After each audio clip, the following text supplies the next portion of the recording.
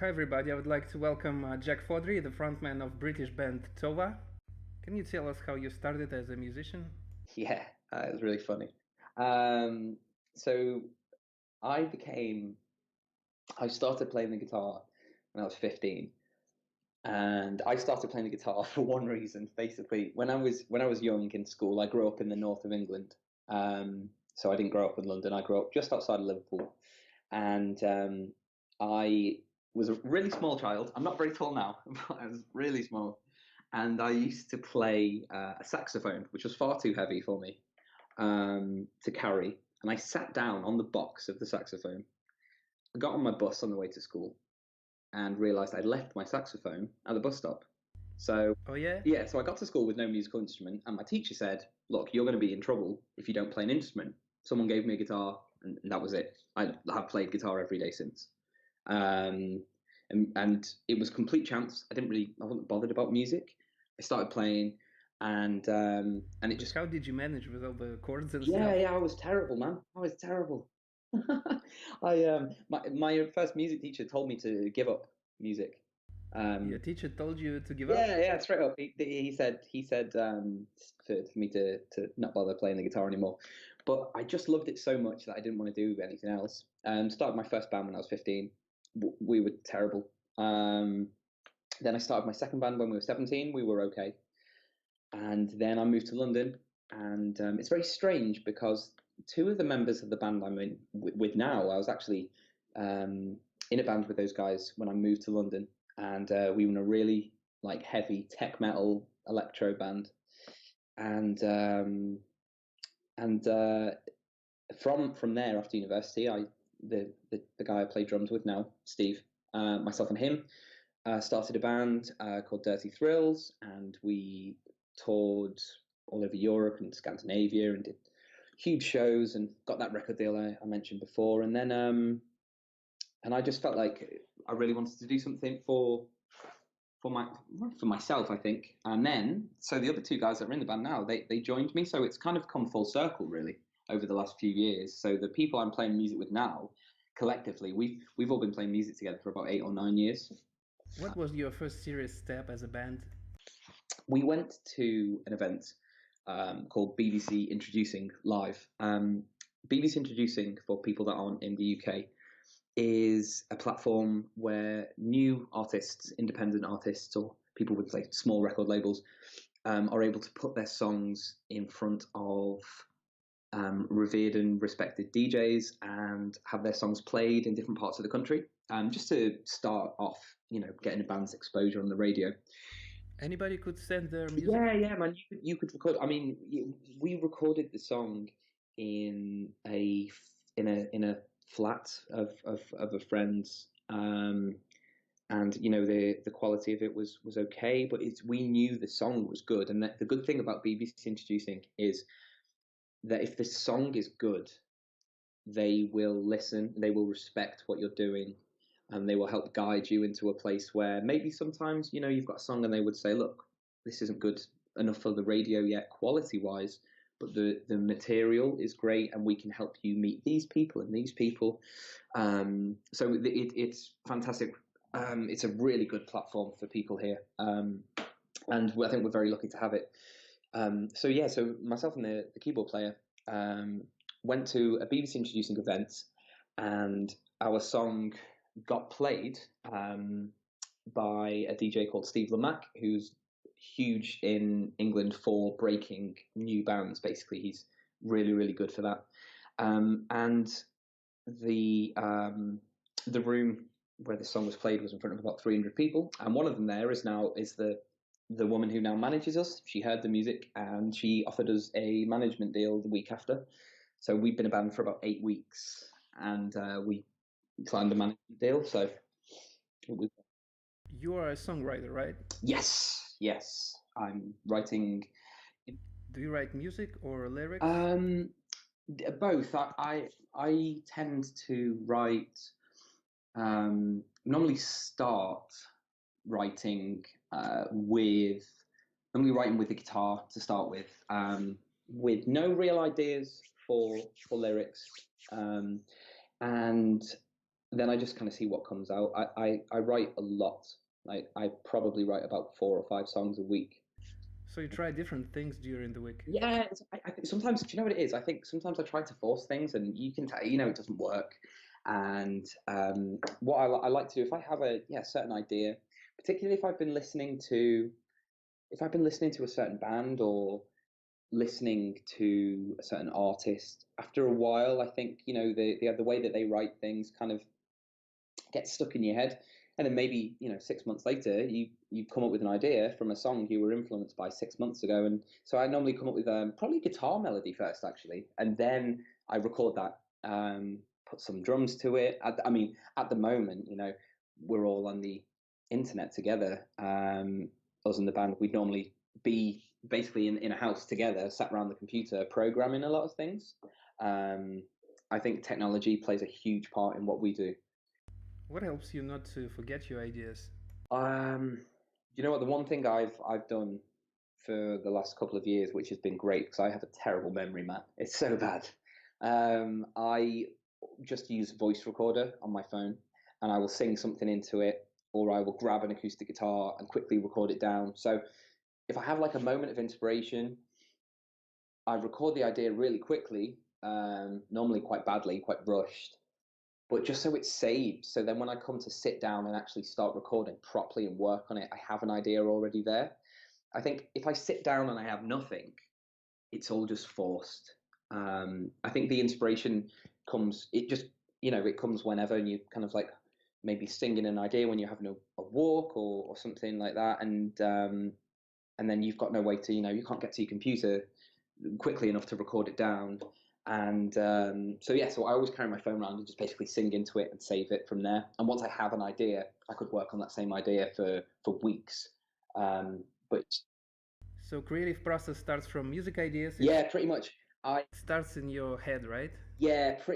It's kind of, I'd say, a lot of the time, especially at the moment, I kind of get the core idea down and then send that over. Most of the time, I don't really send it with the lyrics to start off with. Basically, no one really ever questions the lyrics that I write. It's normally just me that questions them. So I kind of write the lyrics to the melodies and send them over afterwards, because normally if the guys are happy with the music and we start adding stuff onto it together, then when I start putting lyrics to it, it's fine. If you I think I've always found that if I start with a vocal melody or lyrics, I find them really hard to fit into music. I like to do it the other way around, so the lyrics always come last, because you have more of a feel for it, I think, once everyone's put their parts on the song and there's this huge landscape, and then you can go, right, cool, now I'm going to put lyrics on top of this. I have an idea, and I'll put some stuff to it. Lyrics on their own to start with, for me, it's I don't get inspired by it. I think it doesn't really work too well for me. I think for me, we all make the decision by it sounds a bit silly, but we all make the decision by the feeling that we get with the song. If we all kind of look to each other and go, this is great, then we've decided that song is going to be used for the band. If there's any hesitation, if anyone has a problem with any part of the song, we work on that together, because you have to be honest. I get really annoyed when someone tells me an idea I've done isn't good, but I know it's for the best, because we need to make sure that everything we do is as high quality as possible. I think it's the same in any job, anything anybody does. If it's not as good as it can be, then it won't work in the end. And some songs, for example, our new single Gun Dogs, we wrote that song in 5 minutes. We hit record, we started playing, and it just came. 5 minutes? Yeah, it was jam, and the whole thing was a jam. Yeah, the whole song. It's ridiculous. I still have it saved on my phone, the original recording, and it is weird. It's exactly the same as the recording is now. We've changed none of the lyrics, none of the structure. It just came out. Can you tell us more about Gun Dogs? Yeah. What is this song about?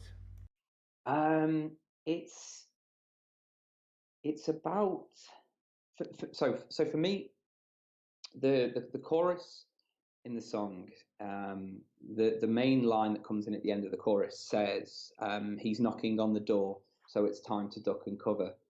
And it was written almost in that kind of like military kind of style. I like to theme things, so it's kind of themed. That's its theme, but the meaning behind the song is essentially it's about somebody that could be in somebody's life that creates a lot of fear, a lot of worry, and it's about putting your trust into somebody who then lets you down.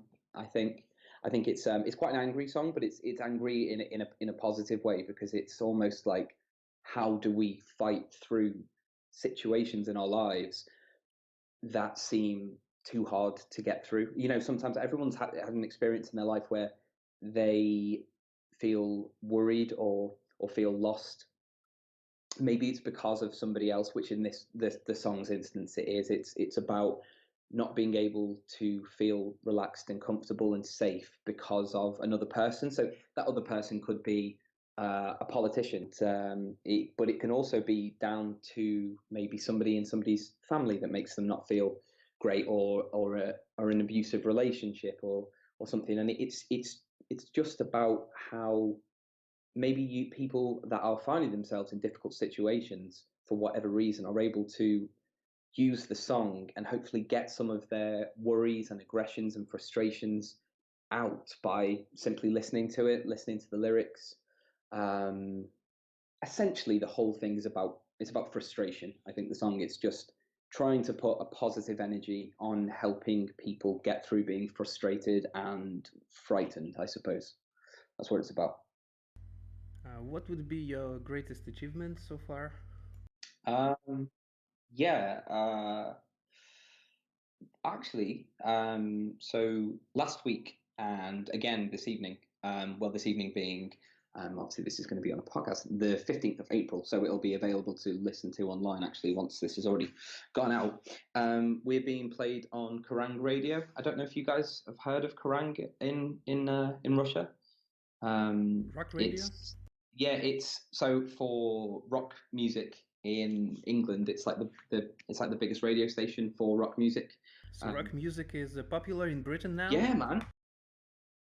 Yeah. Without a doubt, man. Yeah, there's been a huge resurgence for a lot of rock bands, and a lot of rock music is very much in the mainstream, which is really good for, obviously, for us. And there's a lot of heavier music in the mainstream as well. You know, like, again, I mentioned Bring Me the Horizon before, Enter Shikari. Those guys have, like, Bring Me the Horizon's last album went to #1. You know, like, over here, it's really good for rock music. And also what I've noticed, something that happens here is when a band does quite well here, then America normally pick up on it. So there's a lot of room in America for British rock music, which is really good. So the biggest achievement for us so far would be being played on Kerrang Radio, which is wonderful for us. It's the radio station that if you play rock music in England and you listen to it, you kind of grow up listening to. So it's an absolute dream come true for us to be played on that radio station. I listened to this new song Gun Dogs. It's a good stuff. I like it, man. Mm-hmm. Awesome, wicked. I'm glad. I thought you were going to say at the end, "Oh, I listened to Gun Dogs. It was rubbish." I was like, "Oh, okay." I'm gonna post the links to your band under this Awesome, video. man. That's great. I really appreciate it. Thank you so much, man. We want to create some useful value for creative people, our listeners. What would be your advice for new musicians who just start releasing their songs on the internet? I don't annoy people. Basically, I think um find a group of people. It could be your friends. You know, it can start with your family. We still do it now, man. I know there's huge artists who still send music to their friends and family to share on social media and stuff like that, because those people will do it. And when people see that these things are being shared, they jump on it and do it themselves. You know, the mass population. I think if you constantly put things out like adverts, and you keep doing that all the time, it's like, buy this, do this, buy this, and you're over eager with things, people tend to just, get annoyed by that, and they don't really want anything to do with it. I think if you put something out and it's only reached 30 people, that's awesome. Don't think, oh, I've not got a billion views on YouTube. It's like, well, that doesn't matter. I think people are people. And if somebody's listening to what you're doing, if that one person's listening to what you're doing and it's made their day a little bit better, then that's great. And if you're able to create music that connects with people, eventually the hard work that you put in will hopefully start building your pages and stuff. And I think you just got to be patient. I think put stuff out, make it good. It takes time, right? Yeah. Oh man, completely. Yeah. It takes. I've been in meetings with our manager, and she's been sat in the room with like these managers who have had a crazy amount of success, and they sit there and they say it takes 3 years to break a band. So if you put a day in, you start on day one and think, right, okay, I'm not going to stop. I'm going to take a break on this until I've been doing it for 1,000 days. And then, after those 1,000 days, if nothing's working out for you, then cool, give up, do whatever. But I think you can't put something out and then expect everyone to love it immediately, you know. I think that there are so many stories of people being rejected by labels or radio stations or, management. Okay, Jack, thank you for joining us for this podcast episode. We wish you good luck with your band and your music, and we'll stay in touch. Thank you very much, man. Cheers. Thank you for having me in virtual Russia as well. Being an artist, a musician, is not just about the music. It's about the story you're telling. It's about who you're telling it to and why you're telling it. It's about actually connecting with your fans on a real level. You can see the detailed information about our guests and the projects in the description section of this video. If you like our project and you want to support it, please share our page on Facebook, follow us on Instagram. If you're interested in joining the project, you can send me a direct message. And thank you for watching.